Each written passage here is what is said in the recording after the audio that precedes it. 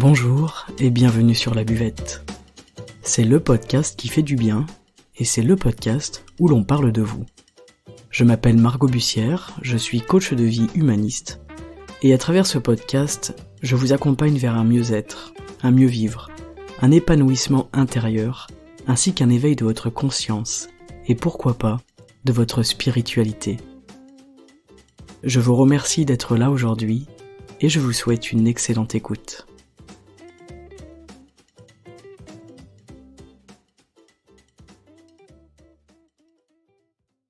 Hello les amis et bienvenue pour cet épisode en 5 minutes.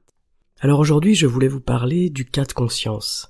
Le cas de conscience c'est quoi ? Eh bien c'est lorsque j'ai un désir, que je trouve le moyen de satisfaire ce désir, mais que ma conscience, elle, me dit qu'il ne faut pas satisfaire ce désir. Et ça fait apparaître un conflit entre deux parties à l'intérieur de moi. C'est ce qu'on appelle un cas de conscience. C'est entre désir et morale. Alors, s'offre à nous un choix, est-ce que j'écoute la conscience ou le désir ? Mais généralement, on écoute le désir. Mais après ça, on a le cas de conscience qui explose à l'intérieur de nous, justement parce que notre conscience, notre morale, s'éclaire comme un warning en nous disant qu'il ne faut pas suivre ce désir-là.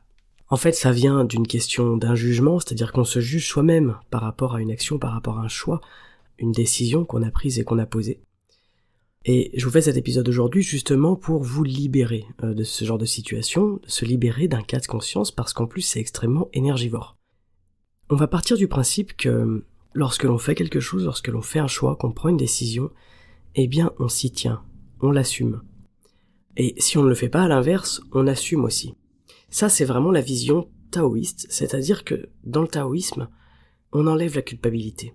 Ça ne sert à rien de culpabiliser. Si ça sert à une chose, c'est créer des nœuds, créer des nœuds à l'intérieur de soi. La culpabilité, c'est un piège. C'est un piège parce que c'est une énorme dépense d'énergie déjà pour pas grand-chose, et que quand on se sent coupable à l'intérieur de nous, il y a un grand écart moral en nous entre ce qu'on fait et ce que l'on devrait faire.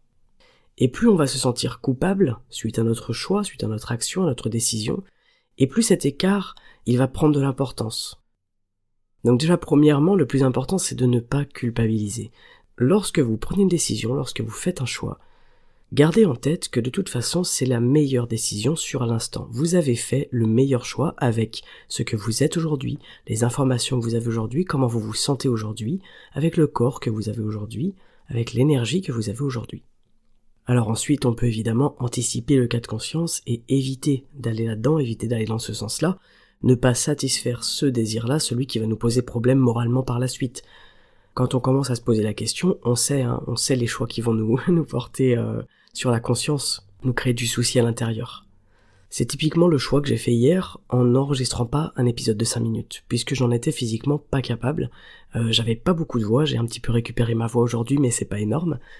Et je n'avais pas les capacités de concentration pour produire quelque chose qui me plaise, quelque chose qui soit correct pour vous le diffuser. Ce choix-là, je l'ai fait, et ensuite il y a un cas de conscience. Je me suis dit, mince, ça m'embête de pas avoir sorti mon épisode aujourd'hui, etc. J'y ai pensé une bonne partie de la journée. En plus en étant malade, j'avais de la fièvre, enfin bref, c'était une journée où j'ai senti que ça cogitait beaucoup dans mon cerveau, et je me suis dit, il faut que je parle de ça demain. Il faut que j'en parle parce que je suis en train de le vivre, et je sais qu'il y a plein de personnes qui traversent ça également, et parfois j'ai tendance à oublier qu'effectivement, le choix qu'on fait sur l'instant est toujours le bon. Et c'est vrai que quand on se rappelle ça, eh bien c'est hyper déculpabilisant. Et en fait on se rend compte déjà qu'il n'y a rien de grave. Et puis ça sert de leçon pour la fois prochaine. La fois prochaine je me demanderai à 2 fois, ok, est-ce que vraiment tu es incapable de faire ça ?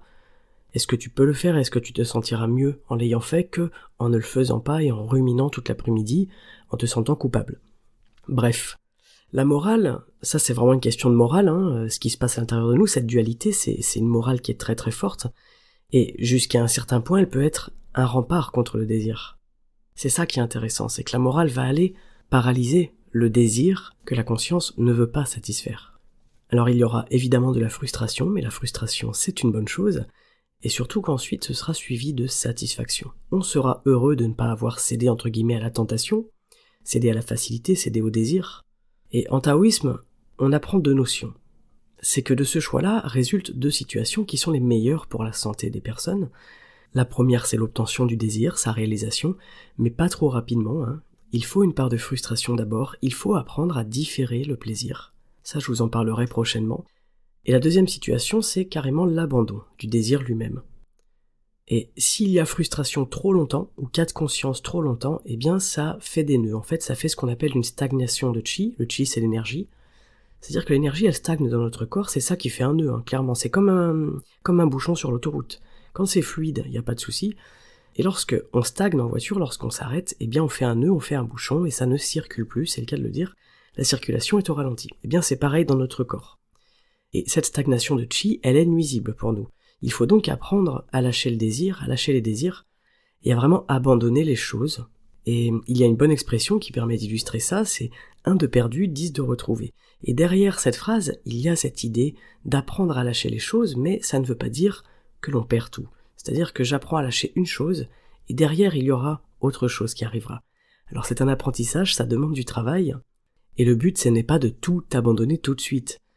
Mais le rôle de la frustration, il est fondamental, parce qu'elle nous apprend à lâcher, et elle nous apprend aussi qu'une fois qu'on lâche, eh bien on se relâche. Et c'est aussi intéressant. Donc aujourd'hui, pour vous libérer d'un cas de conscience, déjà, assumez pleinement votre choix. Si sur l'instant, vous faites ce choix-là, ce n'est pas par hasard, ce n'est pas pour rien, faites-vous confiance, assumez-le, et surtout, épargnez-vous de la culpabilité. Profitez des cas de conscience également pour mesurer votre morale. Est-ce que vous avez une morale très forte, très élevée, et qui par conséquent vous pose problème dans vos choix? Avoir une forte morale a de grandes conséquences sur nos choix de vie, sur nos vies, sur la façon dont on vit les choses. Et ça génère souvent beaucoup de culpabilité. Voilà pour ce petit épisode en 5 minutes, j'espère qu'il vous aura plu, je suis finalement très contente d'avoir attendu, d'avoir un petit peu plus de voix et d'avoir la pêche pour vous faire cet épisode qui est finalement très approprié et à sa juste place. Rien n'arrive par hasard, faites-vous confiance, faites confiance à la vie, faites confiance en vos choix, mais faites aussi confiance au conflit qui peut apparaître entre ces deux parties de vous-même à l'intérieur de vous. C'est un message qui vous est envoyé. Je vous donne rendez-vous samedi pour un nouvel épisode, et en attendant, prenez soin de vous comme toujours. Ciao.